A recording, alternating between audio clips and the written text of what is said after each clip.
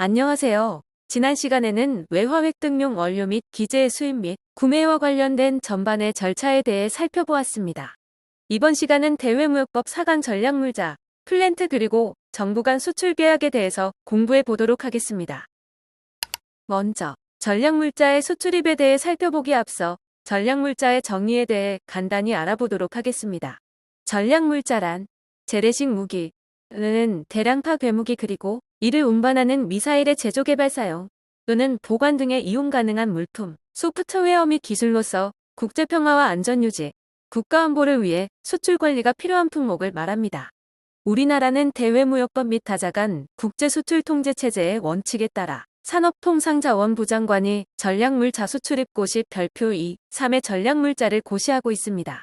오늘은 대외무역법에 규정된 전략물자 및 전략물자의 수출 통제에 관련하여 이야기해 보도록 하겠습니다.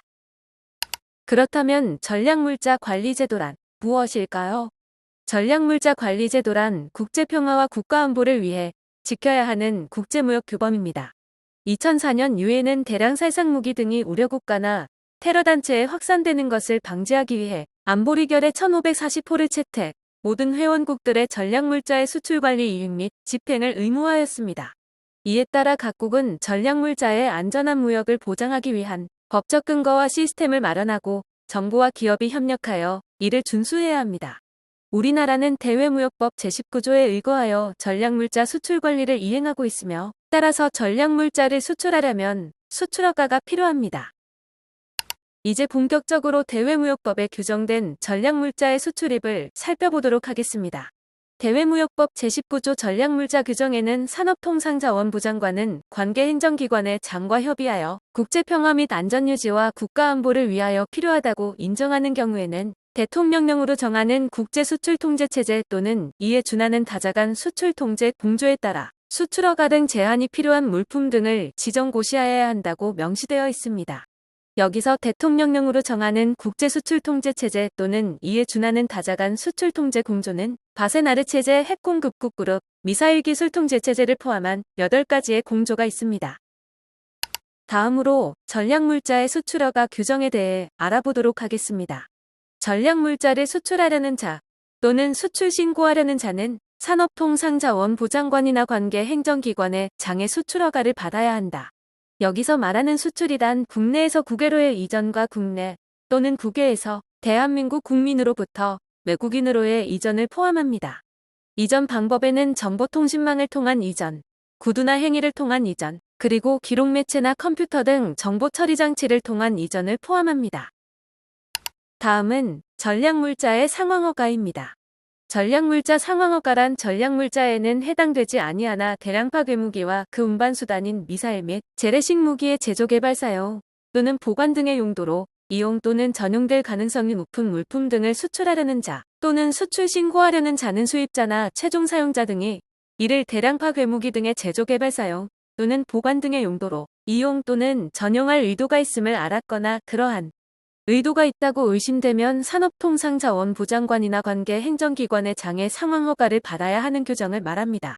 쉽게 말하면 상황허가란 전략물자 외의 물품 등을 우려거래자 등에게 수출하는 경우 사전에 관계 행정기관의 장으로부터 허가를 받는 것을 말한다고 생각하면 됩니다.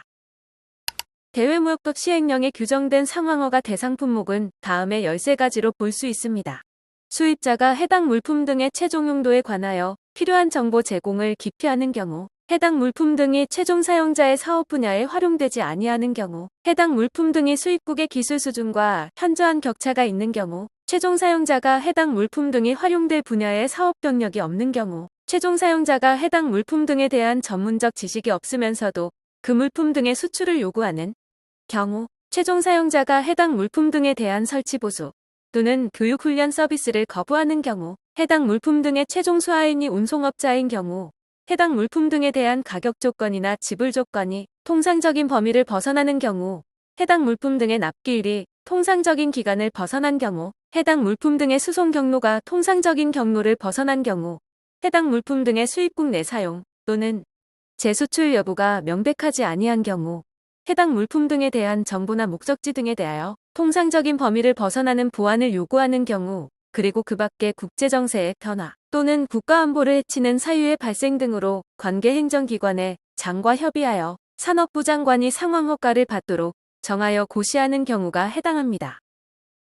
전략물자 또는 대량파 괴무기 등의 제조개발 사용 또는 보관 등의 용도로 이용 또는 전용될 가능성이 높은 물품 등을 수출하려는 자 또는 수출 신고하려는 자는 전략물자 수출허가 신청서나 상황허가 신청서에 수출계약서, 수출가계약서 또는 이에 준하는 서류를 포함한 아래 각 호의 서류를 첨부하여 산업부 장관이나 관계 행정기관의 장에게 제출하여야 합니다.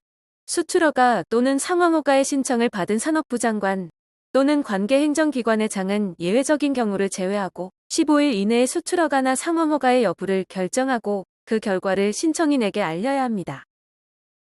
산업부 장관이나 관계 행정기관의 장은 수출허가, 상황허가, 경유 또는 환적허가 및 중개허가 신청을 받으면 해당 전략물자 등이 평화적 목적에 사용될 것, 국제평화 및 안전유지와 국가안보에 영향을 미치지 아니할 것, 해당 전략물자 등의 수입자나 최종 사용자 등이 거래에 적합한 자격을 가지고 있고 그 사용 용도를 신뢰할 수 있을 것, 그리고 그 밖에 국제수출통제체제 등에 따라 관계 행정기관의 장과 협의하여 산업통상자원부 장관이 정하여 고시하는 기준에 부합할 것을 고려하여 적합하다고 인정하는 경우 해당 허가를 인정할 수 있습니다. 다음은 수출허가 등의 유효기간에 대해 알아보도록 하겠습니다. 원칙적으로 수출허가 등의 유효기간은 1년으로 규정되어 있습니다. 다만 산업부 장관이 정하여 고시하는 기술을 수출하려는 경우 자율준수 무역거래자에 대하여 수출허가를 하는 경우 그리고 이외의 전략물자 등의 인도 조건, 대금 결제의 기간이나 조건, 경유 또는 환적이나 중개 등과 관련된 거래의 특성을 고려하여 산업부 장관 또는 관계 행정기관의 장이 필요하다고 인정되는 경우에는 허가의 유효기간을 달리 정할 수 있습니다. 수출허가 또는 상황허가를 면제받을 수 있는 경우도 있습니다. 크게 세 가지가 규정되어 있는데요. 먼저 재외공관 또는 해외에 파견된 우리나라 군대 또는 외교사절 등에 사용될 공용물품을 수출하는 경우, 선박 및 항공기의 안전운항을 위하여 긴급수리용으로 사용될 기계 또는 부분품을 수출하는 경우, 그리고 그 밖의 수출허가 또는 상황허가의 면제가 필요하다고 인정하여 산업부 장관이 관계행정기관에 장과 협의하여 고시하는 경우에는 전략물자의 수출허가 또는 상황허가를 면제할 수 있습니다. 해당 물품 등이 전략물자인지 또는 상황허가 대상 물품 등인지를 확인하기 위하여 판정을 받으려는 자는 판정신청서에 물품 등의 성능과 용도를 표시하는 서류, 물품 등의 기술적 특성에 관한 서류, 그리고 그 밖의 전략물자 또는 상황허가 대상인 물품 등의 판정에 필요한 서류로서 산업부 장관이 고시하는 서류를 첨부하여 산업통상자원부 장관이나 관계 행정기관의 장에게 제출하여야 합니다. 신청을 받은 산업부 장관이나 관계 행정기관의 장은 예외적인 경우를 제외하고 15일 이내에 신청한 물품 등이 전략물자인지 또는 상황허가 대상 물품 등인지를 판정하여 신청인에게 알려야 합니다. 다만 판정을 신청한 물품 등에 대하여 별도의 기술심사 또는 협의가 필요한 기간은 그 기술심사나 협의를 하는데 필요한 기간은 산입하지 않습니다. 다음으로 자율준수 무역거래자의 지정에 대해 알아보도록 하겠습니다.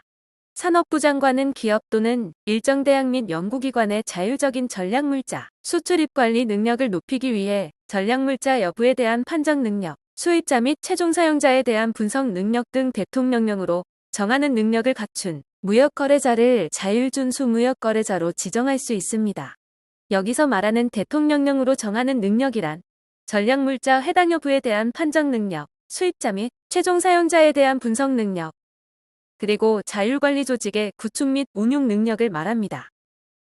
산업부 장관은 자율준수 무역거래자에게 전략물자에 관한 수출입 관리 업무를 자율적으로 관리하게 할 수 있습니다.